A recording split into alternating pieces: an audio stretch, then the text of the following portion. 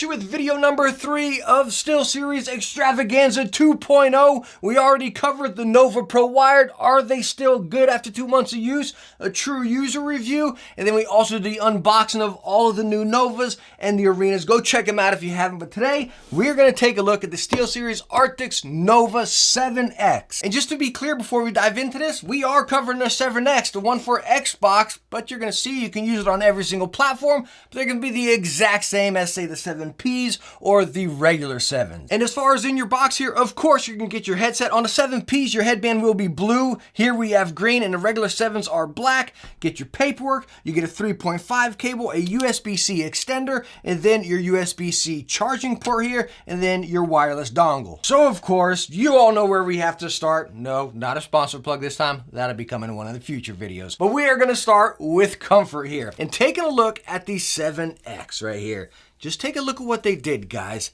They went back to the cushions we love. Thank you, SteelSeries, for doing this. The sports weave right here, as you see, you got the pleather inside. Very easy to change. You can just peel them off. And then you see that little notch right there? That's how you get them back on. Tuck on that lip, slide them around, bam, and you can fit them on. Okay, I'm saying it's easier than it really is. Bam, we're back on. And this is the same with Wicked cushions. If you want to slap them on here, you're good to go. But again, thank goodness they went back to these instead of the pleather ones that they had on the Pros. Coming up to the headband, same as you saw on the Pros, you got like that silky material, black on one side, green on the other side, and you can still adjust it by the 2 notches on the side there, and then also on the side of the arm. And these are quite firm, and I've been using the mess out of these actually. Really nice to see that. And as you see, you have the swivel a little forward, a little bit side, all around. And I've been using this headset for quite a while, guys, but the joints on this are very nice and firm. I like to see that. Of course, over time, we'll see if they stay like that. And as far as weight of the 7X, we are going to be checking in at 322 grams. Hands down, stinking cozy, no questions asked right here. It is so comfortable. And again, me testing these, I never really wanted to take them off. You kind of forget that they're just sitting right there. Thank goodness, again, that they went back to these ear pads. This is what they should have put on the stinking Nova Pros. And as far as the build, I really don't get too worried. The headband kind of stops you from stretching it out this far. You know, I can twist it up. I'm not too worried. You do have those same forks as we saw in the Pros or even the old Arctis line of headsets, right? But that fork right here is actually plastic. So you're going plastic, plastic, plastic, plastic. The only outline of the headband is metal here. So no, it's not a tank, but I've stated it many times before, guys. If it's put together good, I'll take that. I'll take an all plastic headset over a heavy duty metal headset all day long. So now let's go and take a look at the features and functions on this headset. And believe me, there is a lot packed into this guy here. Now on the back left ear cup, you have your mic mute button. Press it in, press it out, and you do get a tone whenever you're wireless. You get a little beep in there. No different tone. It's the same beep tone whenever you mute it or unmute it. Kind of wish it was different, or maybe a 2-tone something, whatever. Right below that here, you have your volume wheel, bottoms out at the lowest, bottoms out at the highest, and then you have your retractable microphone with that mute indicator on the front, which we'll do that microphone test here shortly. On the ear cups, you do also have the interchangeable ear cups over there, and then your 3.5 port, as you see down there. Coming over to the right ear cup, you have Bluetooth, you have your power button, and then you have your game to chat dial, which bottoms out at the top.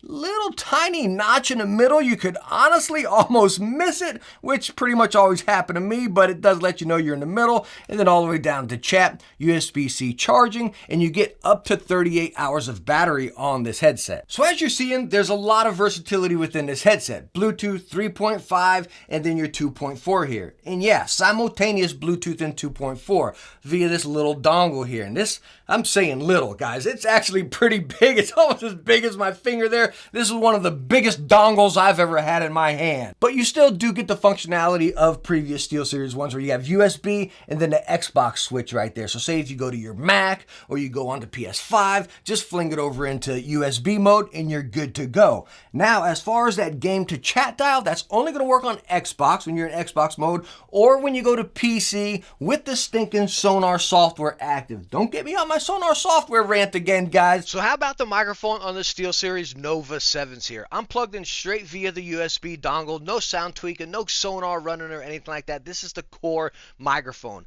Yes, you can dive into sonar, dabble with your microphone a real lot and really kind of pull it out a bit more, but that is only on PC. That's not on console, doesn't save to the headset, so again, I'm not even bothering with that. That's not really fair, you know? But as far as this microphone, I listened to a couple playbacks already, and when I brought the microphone to me here, I started getting kind of, I don't want to say crackling or staticky, but it definitely peaked up a little bit. You know when you get excited and start hollering in your microphone? I started getting some of that crackling. So if I pulled it out here, I felt like it was a little bit better. Now, SteelSeries microphones, you still get that kind of tinny, slightly airy sound. My environment, I got a big old light over here with a fan on it. I got a room fan running over there, you know, mild sound dampening. So I feel like we're having like a true setup here. SteelSeries microphones are known not to be the best, you know. Definitely passable. I like this better than the old ones. I feel like we're getting a little bit of backbone into them, but I still think we need something to kind of eliminate some of that airiness. That's the only thing I think we're lacking here is the airiness. Now, let's talk about the best part of the Arctis Nova 7s here. The sound. This headset's packing a frequency range of 20 to 22,000. And again, there's multiple ways you can use this. The Bluetooth, the 2.4 across just about all platforms, right? And then you got 3.5. So let me give you my experience. Right out of the box, when I received this, I plugged it into my PC and started gaming before dabbling with any software or anything like that, even a basic engine. Wow, I was pleasantly surprised how great this was out of the box. I almost had the same experience I had with the Pros where it just made me smile and I'm like, holy smokes, yo, check that out, you know? That was really cool. Now, yeah, you can dive into the SteelSeries engine and really pull out your EQ. I can show you my EQ right here, which is really fun EQ. Works across a lot of different games where it pulls out a little bass, a little bit more highs, and just pulls you into a little more. I really like it. But of course, you can go in there and dabble with any of your EQs, maybe try mine out or whatever. But again, out of the box, it was still awesome. And like I stated in many of my Nova videos, I don't mess with sonar because I test across every single platform. And it's not fair if I say, oh, hey, it's this over here and this over there. I like to give you what are you going to get across the board. And no joke, guys, even before I'm dabbling with my EQ, the sound of this, it's full, but it's bright, and the mids are right here. It's a different experience from the old Arctis, you know, Arctis line, where it's really potent in the highs. This, you definitely got some body back there as well, and it's when you get into that situation where it's just really punchy, you almost get it like vibrate. Not muddy, not crackly or anything, but you kind of feel it within the headset. It is so awesome. It is so stinking fun. I play a variety of games, Ghost Recon Wildlands, of course Destiny, of course some Halo, Forza, Hot Wheels DLC, Assassin's Creed. That was a really cool one. I was playing Assassin's Creed, the new DLC, not newish, you know. But anyways, even when I just loaded in the game and it does that little opening scene, I was like, wow, that was so cool. It's like totally nerding out, guys, because you just kind of like vibrated a little bit. I felt like I was getting pulled into the Animus or something, you know? And that's what's great about this headset. It's just, again, we're talking core sound here, guys. That's it, core sound. It was like as good as the Pros. I had the same experience and the same reaction when I was testing the Pros. Now, again, talking a little bit different sound, 3.5, well, it's not going to be as full and as punchy as it is right there, you know, but it's passable if you had to use that. I think many of us that are using a wireless headset aren't really going to dabble with 3.5, but one thing I think we will use is that Bluetooth because it is simultaneous. You can have it running through your phone with music or then with your game right there and actually control it.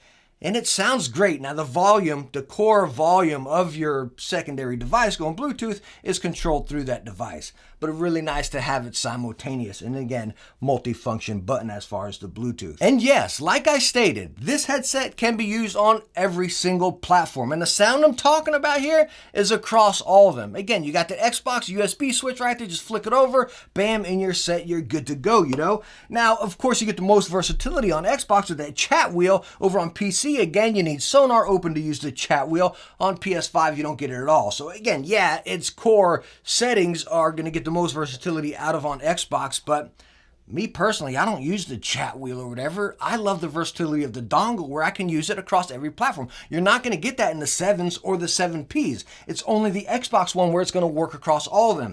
And that, my friends, is fantastic. Now, I don't even think I need to close out this video. You all know exactly what I'm gonna say if you stuck through this. Yes, hands down, I absolutely recommend this headset. It's doing so much right, if not everything. Now, it does come in at $180, so it's not cheap by any means. I wouldn't say it's incredibly pricey. It's right at that mid-level where this is gonna justify is if you go through it and every feature, function, and everything we talked about, if you're gonna utilize it like myself, no questions asked. It justifies it hands down. And again, for me, it does every stinking thing I want in a gaming headset. So anyways, thank you so much for stopping by and watching this one. I hope you enjoyed it. I hope I was able to help you out. If you got any other questions, ask right down in the comments because I'm still using this headset right now. So I can just plug it in and dabble with it and let you know right there. But again, thank you so much. And I hope I catch you in the next video. Bye now.